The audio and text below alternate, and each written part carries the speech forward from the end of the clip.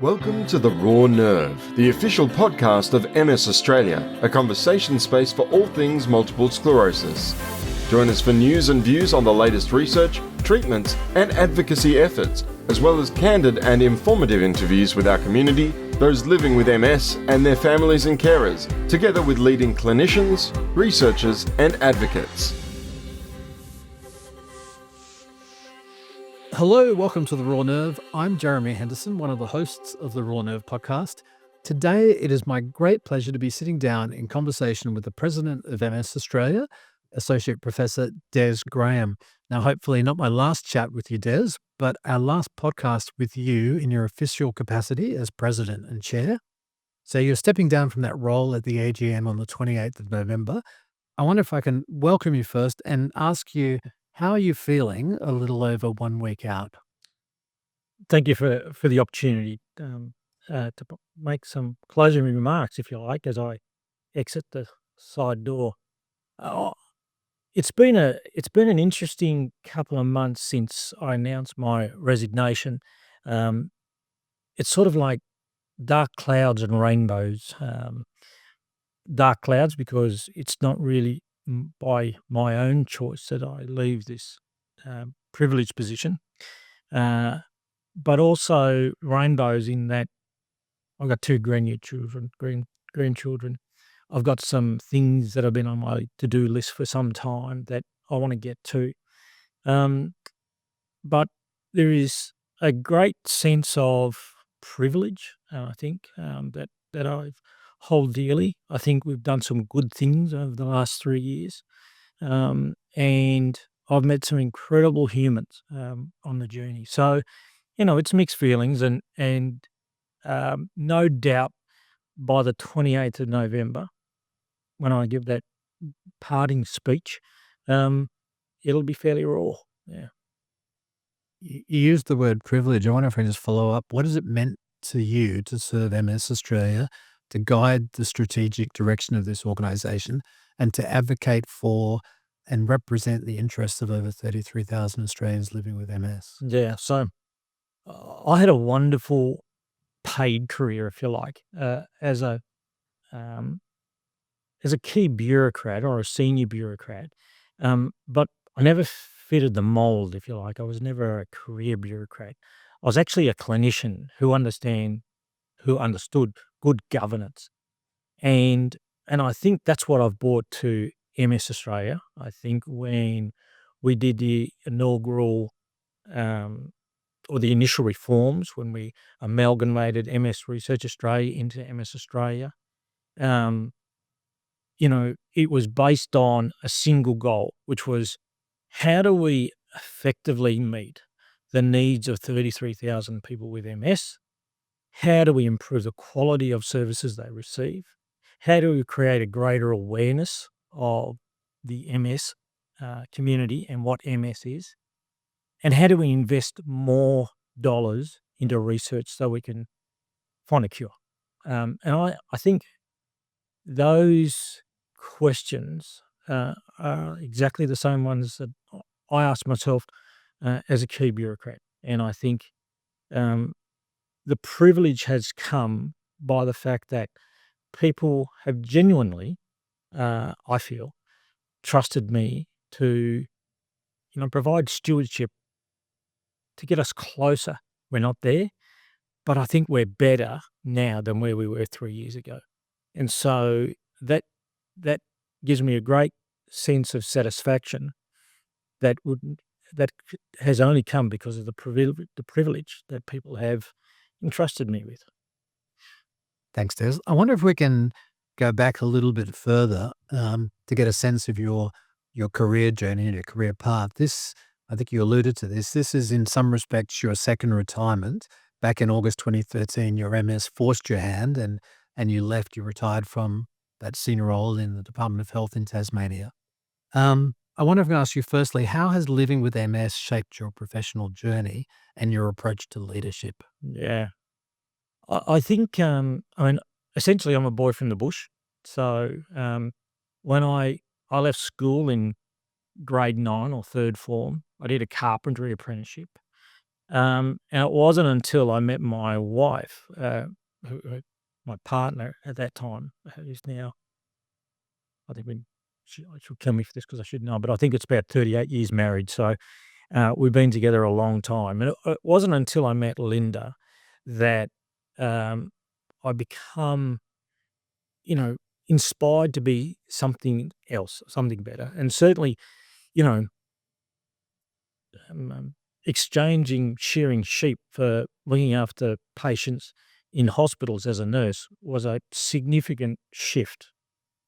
But for some reason, nursing lit a fire in me, and I think from day one, whether it was working with the RFDS, whether it was running the mental health programs in South Australia, whether it was running the area health services in South Coast New South Wales, or as a director of Indigenous community mental health and drugs here in the ACT, they all propelled me under a single agenda. How do we improve the health and welfare outcomes for people in the community?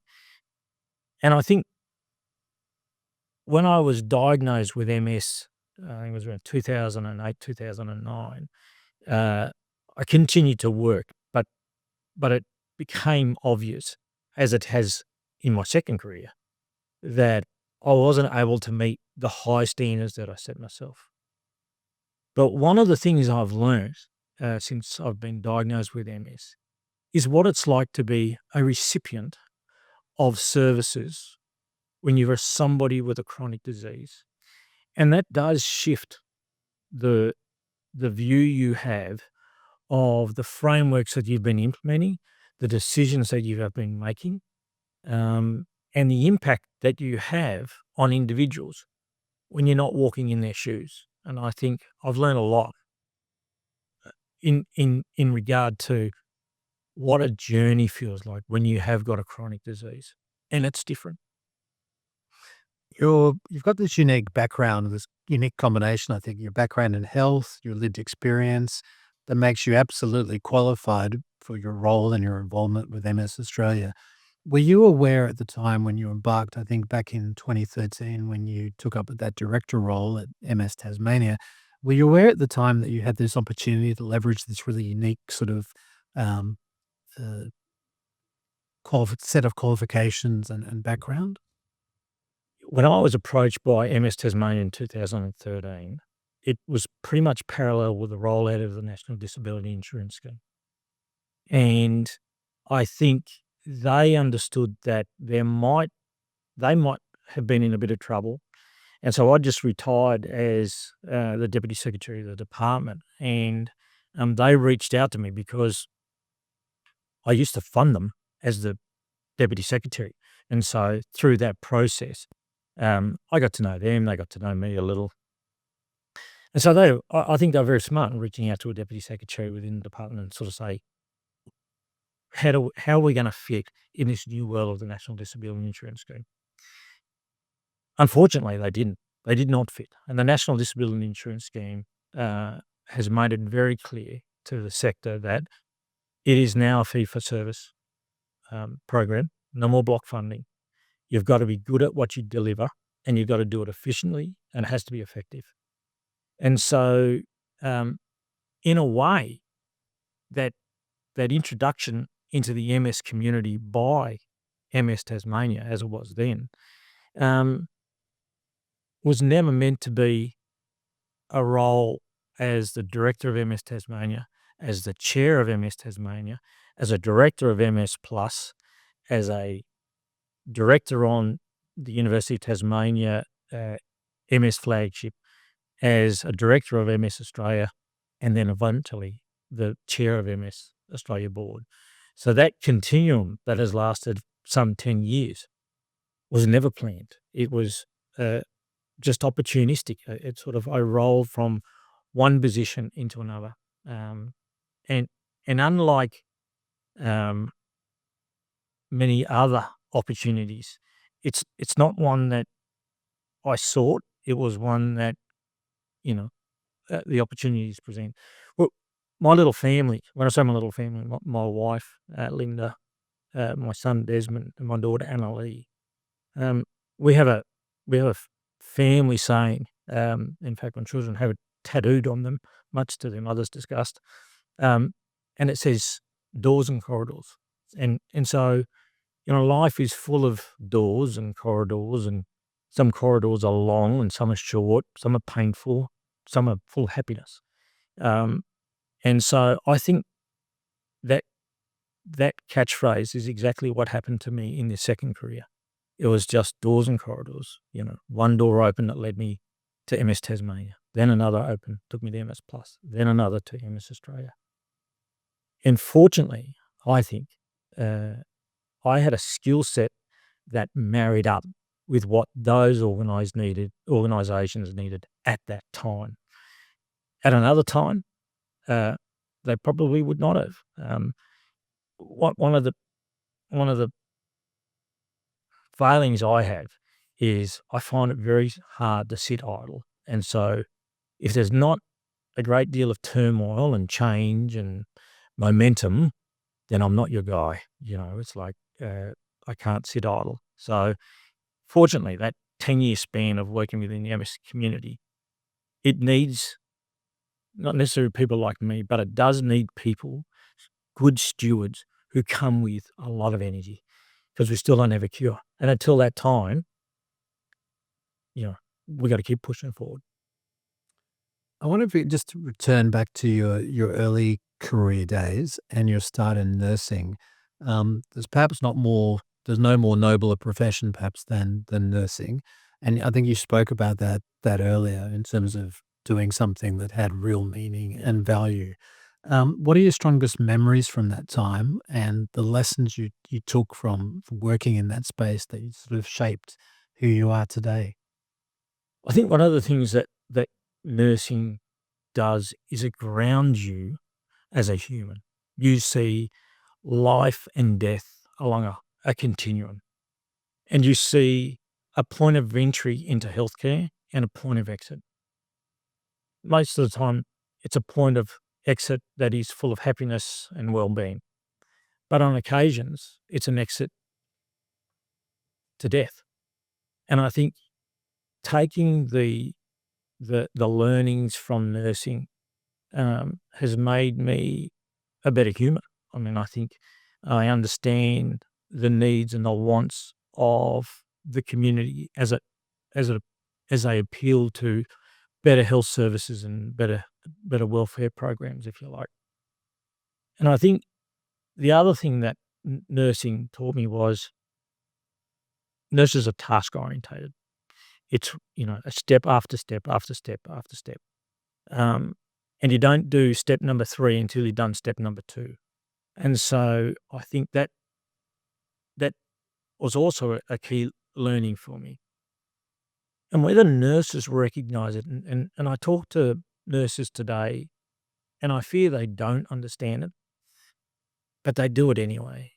They are a patient's or a community member's or a carer's best advocate. And whether that's in a hospital setting or a community setting, a mental health setting, a drug and alcohol setting, an Indigenous program, wherever it may be, a nurse is their best advocate. They challenge doctors in terms of the clinical diagnosis. They challenge pharmacists in terms of the right medications. They invest heavily into making sure that allied health service programs are aligned to the needs of the patient. And they also represent the patient and carers in terms of advocating for better policies. And I think there has been no better example of that than under the National Disability Insurance Scheme. And I think, the way that the nurses provide services now across that whole health and welfare continuum provides them with a unique opportunity to influence health and welfare programs to get better outcomes for people. And so, it's a long answer to 3 critical points. An introduction to the health and welfare continuum, an introduction to life and death, be task orientated, but always be aware of the role that you're performing. And I think those three things are three critical points that nursing taught me. And I've used them all my life. Thank you, Des. I wonder if I could bring you back to day one of your involvement with MS Australia and MS Limited over a decade ago. At the time, did you have an understanding of both the enormity of the challenges and the enormous opportunities ahead of you? And what were those challenges? Well, the first one was obviously MS Tasmania. And, you know, I overseen them, did partially, but then overseen a comprehensive due diligence, which resulted in MS Tasmania. You're going to wither on the vine here. And it wasn't, my advice to them wasn't about save yourself. It was, how are you going to provide services to 1,300 Tasmanians with MS? Tasmania has the largest per capita population of people with MS in the world. And so my point to them was, you have to do the best thing to ensure that they deliver a service, so that those individuals get a service. And that was, therefore, rolled it into MS Limited at the time, now MS Plus. When that task was undertaken, I really thought it was extra time, but then I was approached by the chair of MS Plus, would you come onto the board? Again, you have a set of skills that might be useful to us. And that introduction to MS Limited at the time actually gave me a great understanding of a specialised MS service provider providing a range of services that was faced with a turbulent future, in that it no longer received block funding. It was now subject to fee-for-service under the National Disability Insurance Scheme. It had 62% of the total population of people with MS in Australia, and had a whole range of challenges to face to it. And selfishly, I asked myself, do you really want to get involved in this? Because you've just, essentially resigned from a career, and knowing my own personality was, I couldn't sit by and just, dangle my feet in the water. I'd have to create a current. I decided to do it. And I think that then introduced me to MS Australia, as I was nominated from MS Plus to sit on the MS Australia board. And that introduced me to a whole new challenge set. And I think at the time, the MS Research Australia as a single entity, as MS Australia as the parent entity, it was clear to me that we weren't serving the 33,000 people with MS in Australia as efficiently or as effectively as we should be. And so, as a result of some changes in governance, I end up being chair. And again, these things were sequential, but they were never planned. But it's been a good ride, and I hope that, again, others will judge me after next week when I'm no longer have any influence.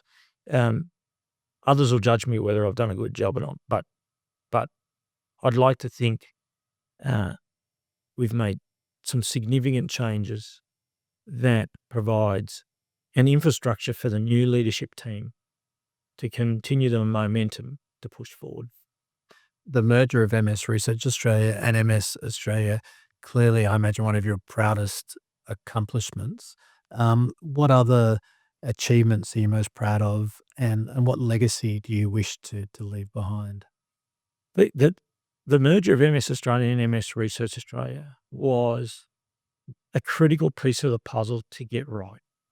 And it was good-meaning people on two separate entities believing that they alone and in isolation could do the best for the MS community.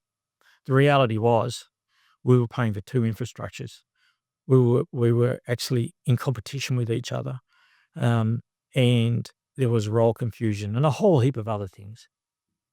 But underpinning that was always the staff and the boards of those entities believing completely that they were doing the right thing. And so for that, I give them full credit. But bringing those two entities together, while difficult, it actually provided a much better base to meet the goal of a world without MS. And again, I won't go through the details of the things that we've done over the last 3 years that demonstrates the success of that merger. But it was a critical transformational change within the MS community, for the MS community. I mean, MS Australia is the leadership of the MS community, and it needs to be, and is seen as such. And so it needed to demonstrate its capacity to do so. I think the legacy, and again, as I mentioned, others will judge me after I leave the post next week. But I'd like to think that the legacy is that we've built a collaboration, that we've built better relationships and partnerships between MS state organisations, MS service providers, with MS Australia, with the broader MS community, with politicians, that the red block now is brighter than ever before. And that's because of the collaborations that we've been able to generate particularly over the last 3 years. The other key collaborations are the offshore ones.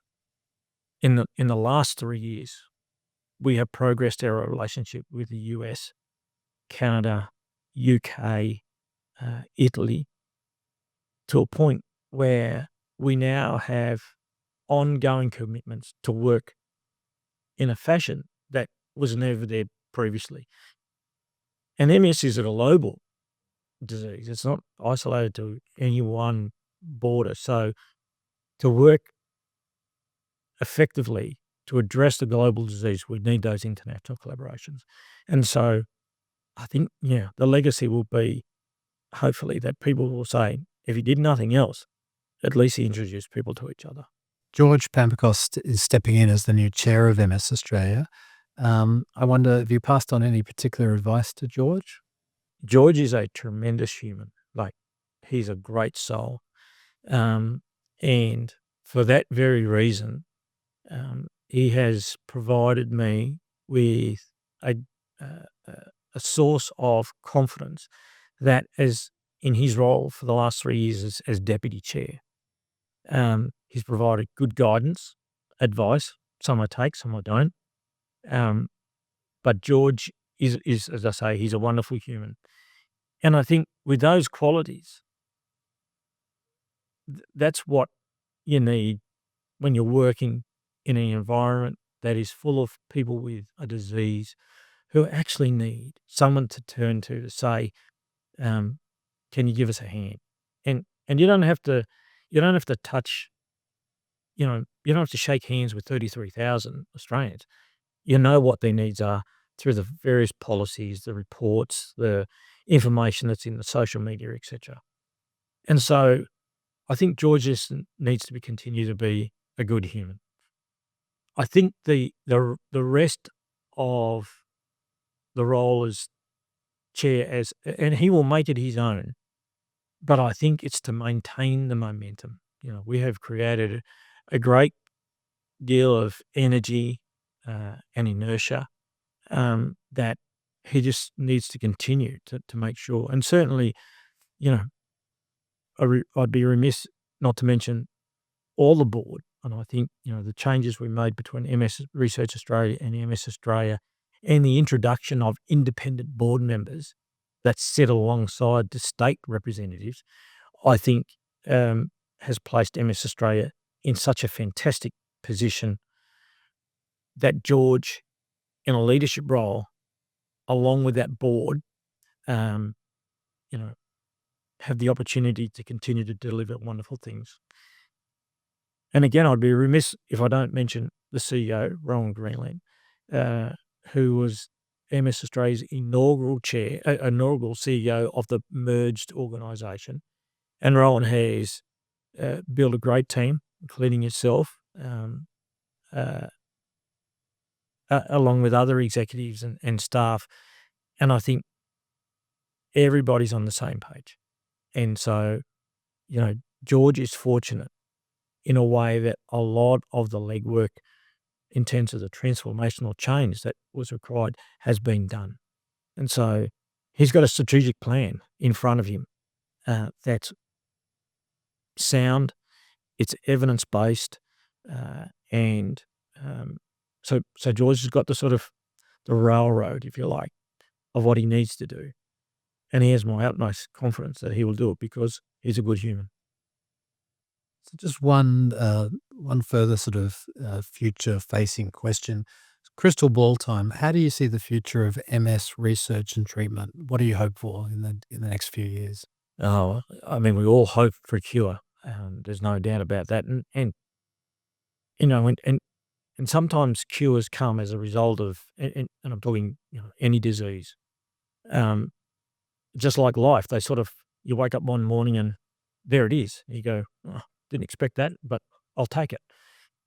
So there's every opportunity that a cure might present itself, because the breadth and depth of research that's being undertaken in MS internationally is, it's encouraging. But it's also beyond the boundaries of MS research. I mean, I've met researchers in cancer, in the cancer field, that just by pure accident found a gene that actually related back to MS and said to the MS researchers, have a look at this. This might be of interest to you. So it's not only the researchers with MS that I think give us hope that a cure will be found. In reality, do I think we're going to wake up one morning and go, there it is? No, unfortunately not. But I think two things. One is people who are diagnosed now with MS will not have the burden of disease that people my age, and in particular, those who came before me, have had. I mean, people older than me with MS had a terrible disease burden. Mine's bad enough, but I'm fortunate that I'm on a modern drug called Tysabri, along with other oral medications that keep me relatively healthy. People who are diagnosed today will have a much higher quality of life, but they will still have an incurable disease and a disease burden that is specific to them. And so for that very reason, we have to continue to pursue the cure. And I think not over the next 10 years, but beyond that, I expect that we'll have a cure. And that is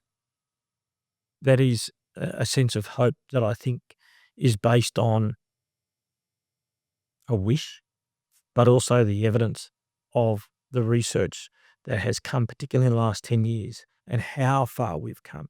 And if we can replicate that over the next 10 years, then we're going to be close. Thank you, Des. Just a couple of maybe more personal questions for you. Can I ask you, what do you think you'll miss most about your role?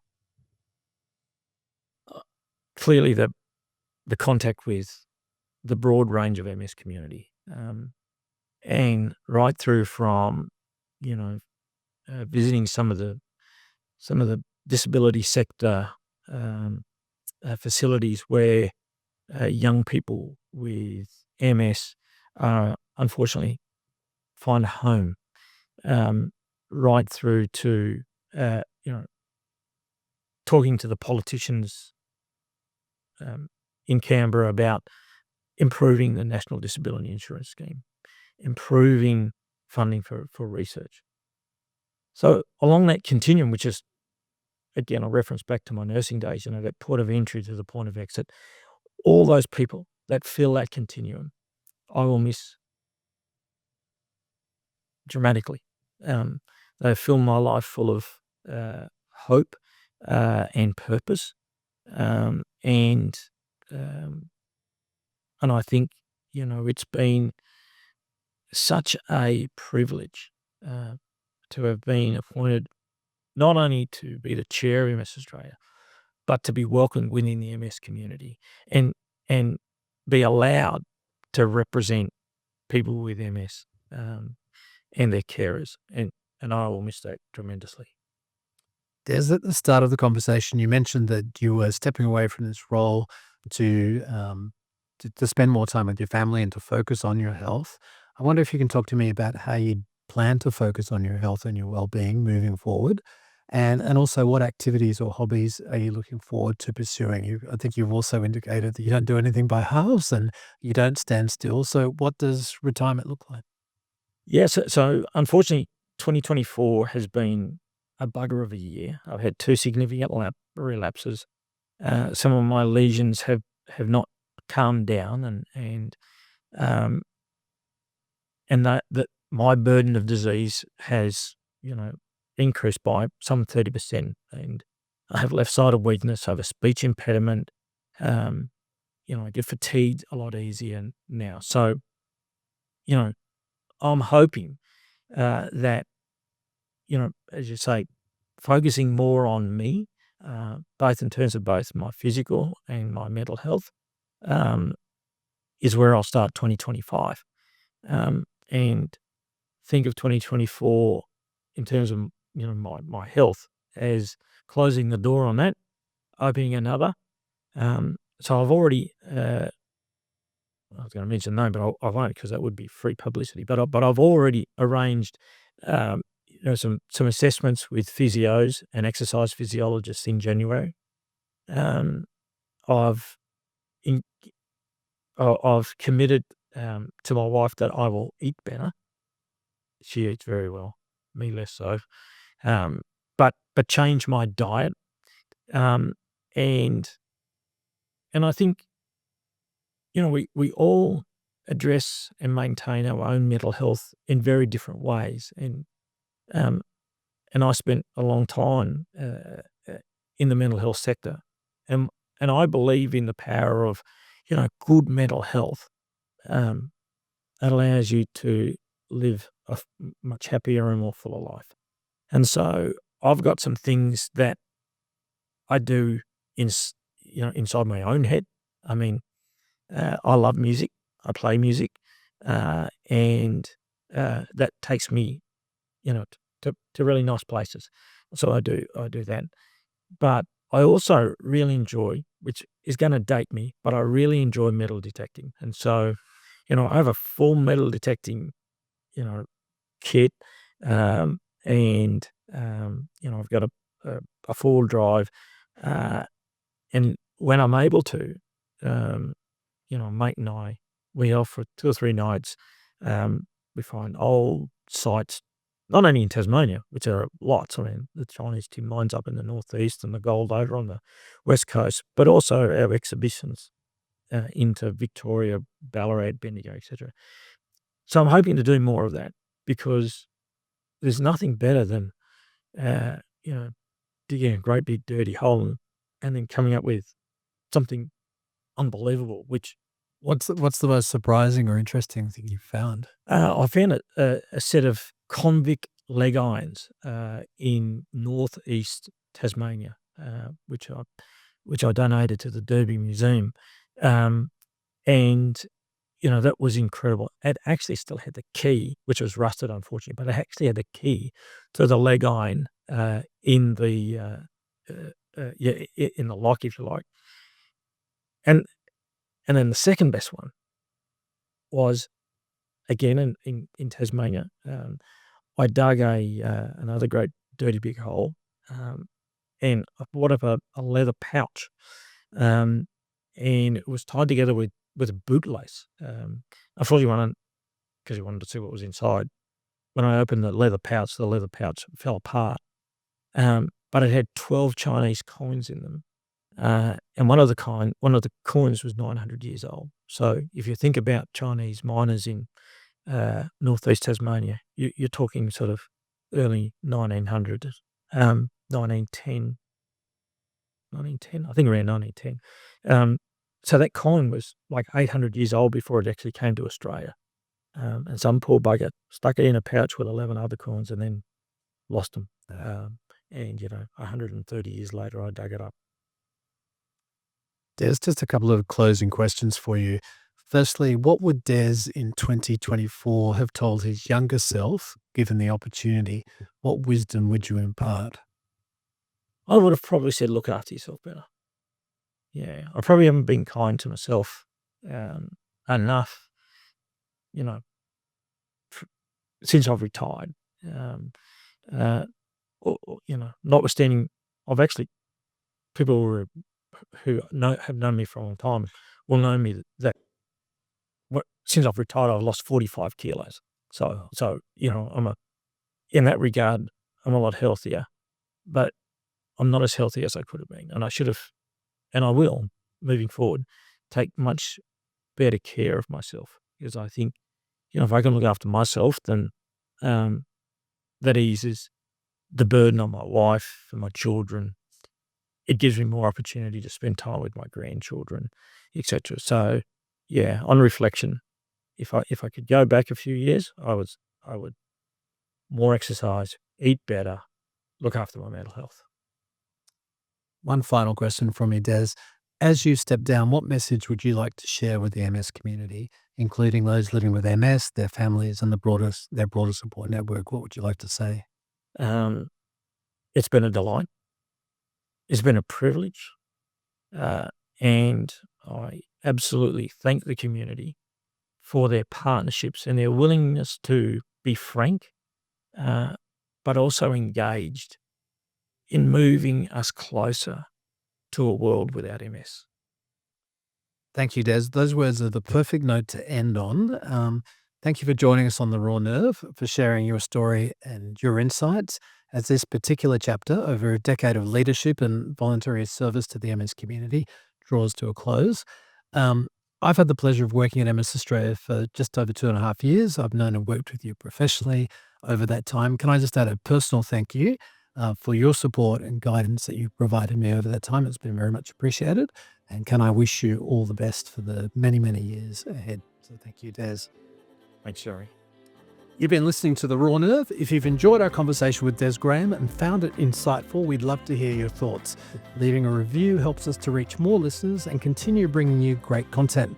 Plus, your feedback is invaluable in helping us improve. If you have a moment, please leave a review on your favorite podcast platform. We'd really appreciate your support. And lastly, if you or someone you know in the MS community has an inspiring and engaging story to tell, we'd love to hear it. You can drop us a line at info@msaustralia.org.au. Thanks for listening to The Raw Nerve, the official podcast of MS Australia. To hear more, subscribe to our podcast today at msaustralia.org.au/podcast.